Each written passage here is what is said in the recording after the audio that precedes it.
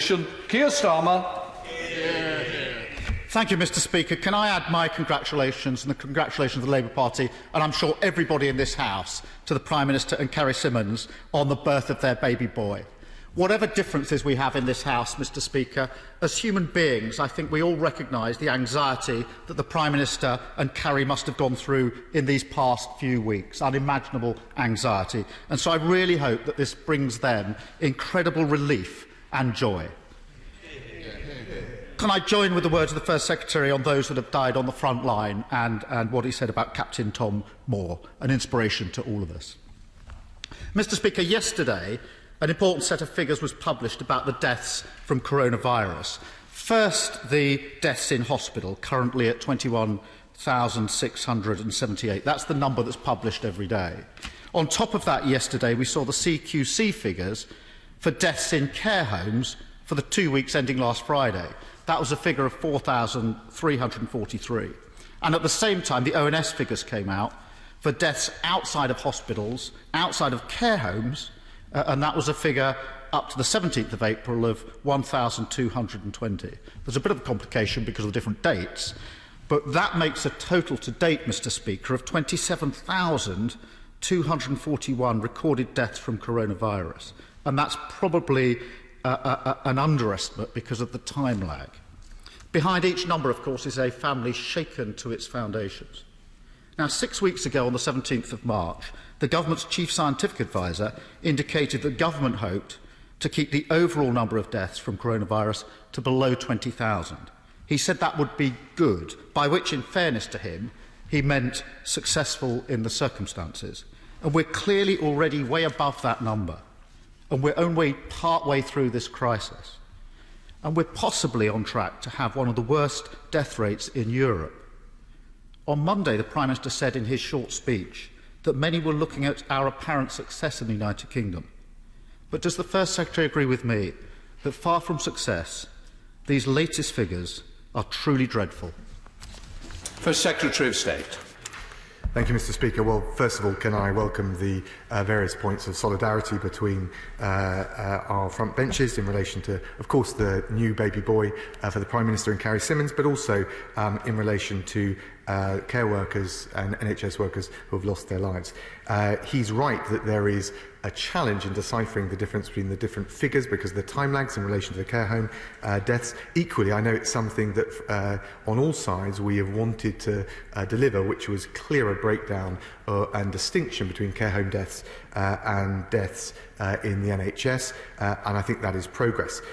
He mentioned the target of 20,000. Of course, this is an unprecedented a pandemic, a global pandemic, and I think in fairness we shouldn't criticise either the CMO or the Deputy CMO for trying to give some forecast in response to the questions that many in this chamber and indeed in the media are calling for. But the reality is we know a lot more about the virus, both domestically and internationally, than we did before. I absolutely share his, I guess, our joint horror at the number of deaths. Tragedies, each and every one.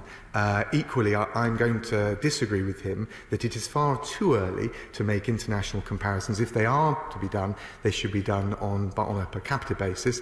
And I think we're already seeing that there are different ways that deaths are measured, not just in the UK in the different settings, but across Europe and across the world.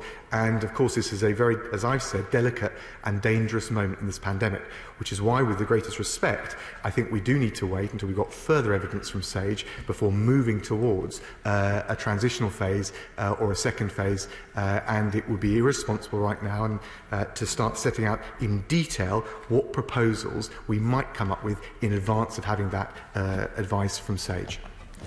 Keir Starmer. Thank you, Mr. Speaker. Can I be clear? I wasn't criticising the experts. I was pointing out the difference between what had been hoped for and where we'd got to. I do welcome the clearer breakdown of figures, which I think we're going to get from this afternoon onwards. I also welcome the fact that it appears, and I hope this is right, that the number of hospital admissions are going down and the number of deaths from coronavirus in hospitals are going down. We've all been looking at those graphs, and I hope that is continuing in the right direction. But from yesterday's data, it appears that just isn't the case in care homes. They show that deaths in care homes appear to have been rising even while hospital deaths have been falling. And that's on the back, as the First Secretary knows, of concern for some weeks from the front line about testing in care homes and the speed of testing, about concerns about protective equipment and arguments that it's been too slow. We've all heard from the front line in the care sector expressions of real anxiety about the situation that they find themselves in. So can the First Secretary explain why he thinks that coronavirus continues to spread so fast in the care sector? And returning briefly to something from last week, but I think the First Secretary has already touched on it, could he give us the up-to-date figures for the number of those that have died on the front line in the healthcare staff and the number of social care workers? I raised it last week. I think he's given a figure, but just to confirm that. First Secretary. Well, can I thank the right honourable gentleman? I have already given those figures, and they are, of course, produced in the normal way, and he will be appraised of them just as he is in relation to the other figures. It's absolutely right to say that there is a challenge in care homes. In fact, when SAGE produced their advice and when the Chief Scientific Advisor and the Chief Medical Officer gave their 3-weekly review several weeks ago now, it was made clear that we had made good progress overall in reducing the level of community transmission, but there were still challenges both in hospital settings but also specifically in care homes. There are real challenges in care homes. The principal challenge in care homes, unlike in the NHS setting where we've made such good progress, is the greater challenge from a decentralised basis in terms of exercising control over the ebb and flow of people into those care homes. That includes residents, it includes care home workers, which sometimes work in different care homes. It also includes NHS workers and, of course, friends and family. That is the single biggest challenge in terms of reducing transmission. But I hope I can reassure him that we have a comprehensive plan to ramp up the testing in care homes. The eligibility was changed yesterday by the Health Secretary, to overhaul the way PPE is delivered to those in the front line, and we're also expanding the workforce by 20,000 through a new recruitment campaign.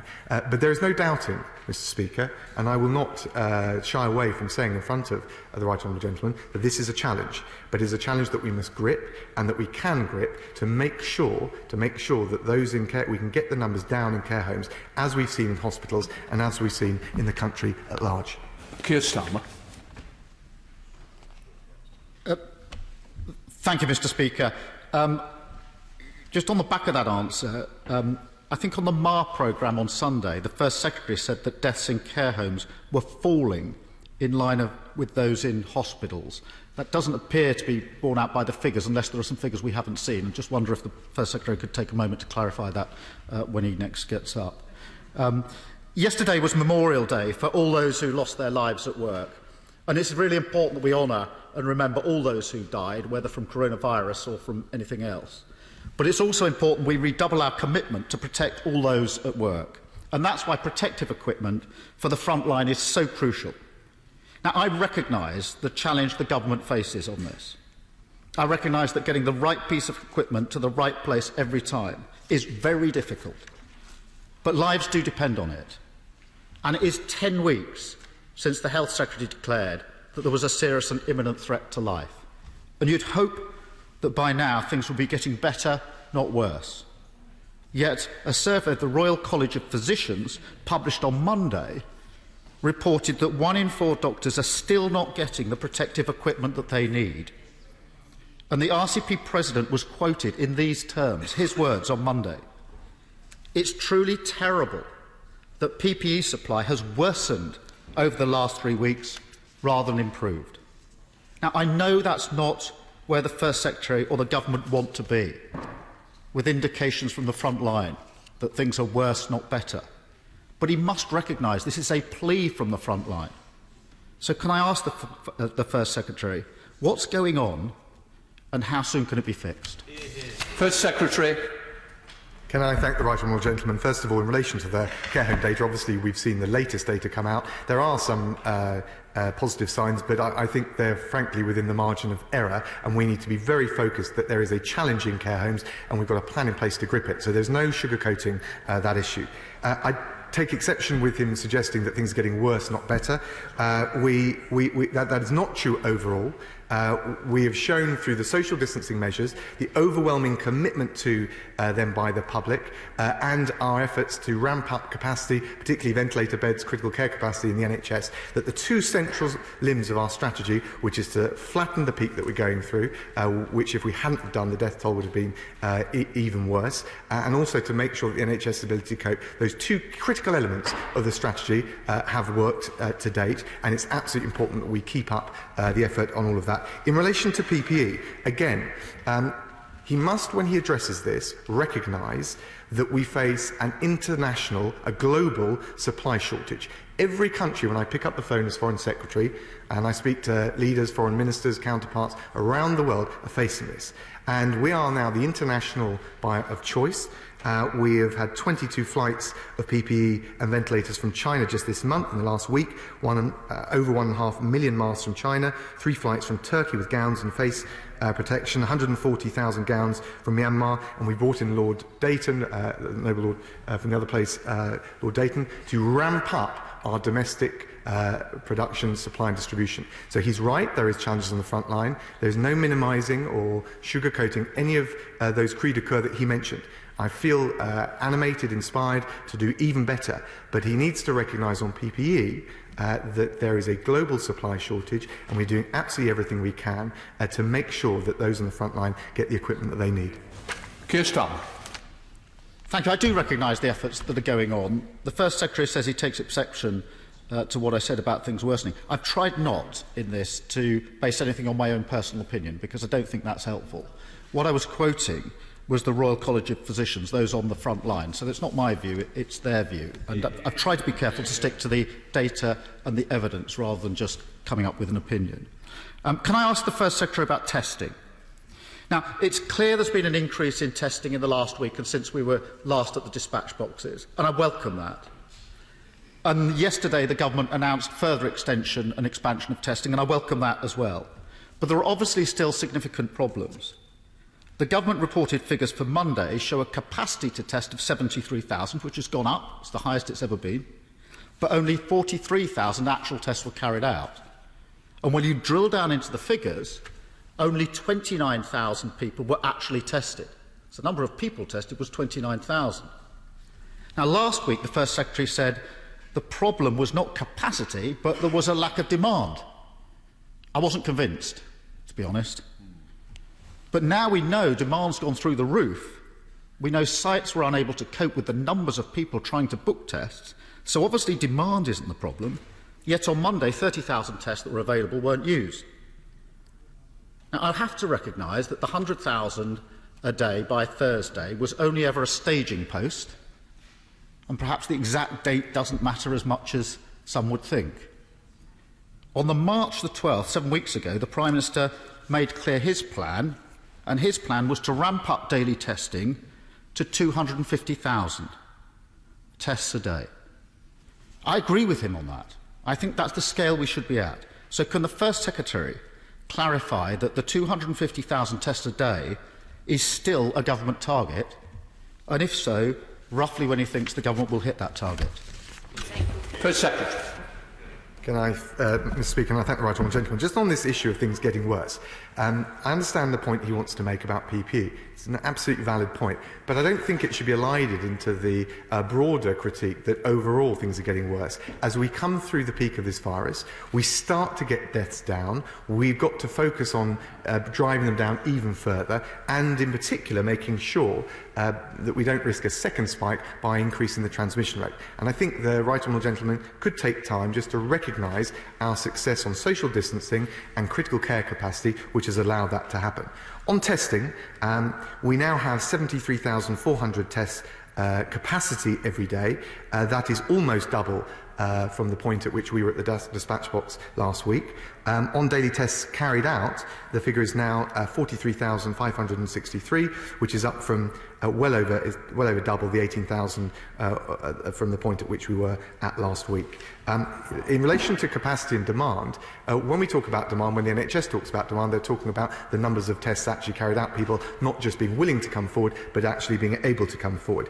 And what we've done to make sure that we ramp up the testing as swiftly as possible possible is not just the extension and the widening of eligibility last week, but we've gone further and we've now said anyone who needs to go to work and says that they can't just work remotely and they have symptoms, we will widen the eligibility to them. Anyone over 65 with symptoms will also be able to action those tests. And of course, it will be, and it comes back to his earlier point, available to all care homes, all care home residents as well as staff, whether they're symptomatic or not. This is incredibly important. We are on track to make huge progress. And of course, he's right to say that the 250,000 target is still an aspiration. I'm not going to put a date on it, but the key point is the 100,000 milestone. Very important to me, we're making good progress, is only the first stepping stone towards testing, which is essential to the wider testing, tracking and tracing regime we'll need as we transition to the second phase. Can I just gently say to both front benches, we're really going to have to put some speed up so we'll not get anybody else in today. Keir Starmer. Thank you, Mr Speaker. The First Secretary invites me to recognise the good work on social distancing and on critical care capacity. Can I do that unreservedly? It's been an amazing piece of work, particularly the ramping up of capacity, and I send my thanks to all of those that have been involved in it. I absolutely recognise it. Mr Speaker, the reason I've raised these issues is because they're vital to controlling the virus, protecting lives, and so that we can get to an effective exit strategy.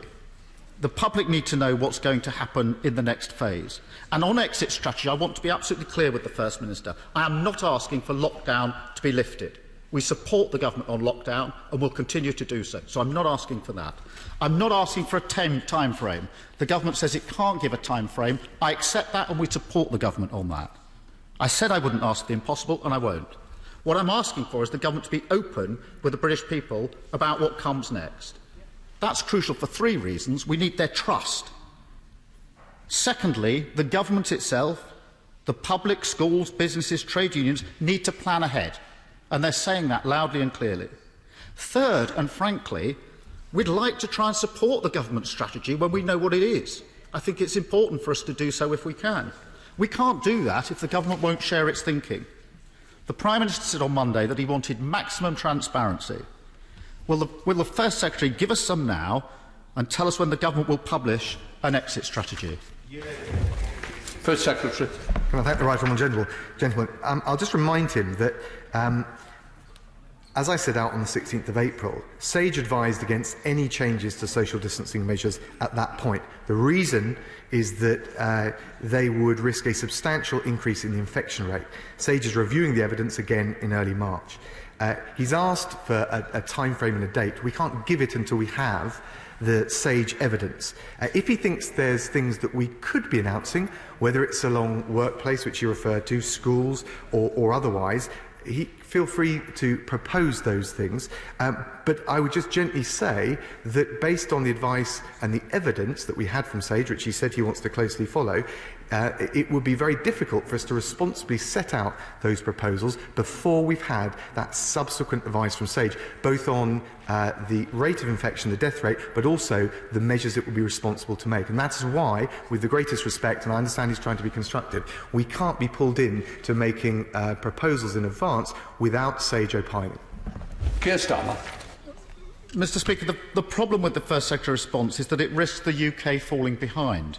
France, Germany, Spain, Belgium, New Zealand, Australia, Scotland and Wales have all published exit plans of one sort or another. The First Secretary said, well, what are the proposals? What should they cover? If you look at those plans, as he's done and I've done, it's clear that there are common issues such as schools reopening, business sectors reopening. These are the issues that, if he wants me to put them on the table, I absolutely will, because they're clearly the issues that need to be addressed. There will be other issues, of course, but delay risks not only falling behind other countries, but also the successful four-nation approach so far. We want to support the government on an exit strategy.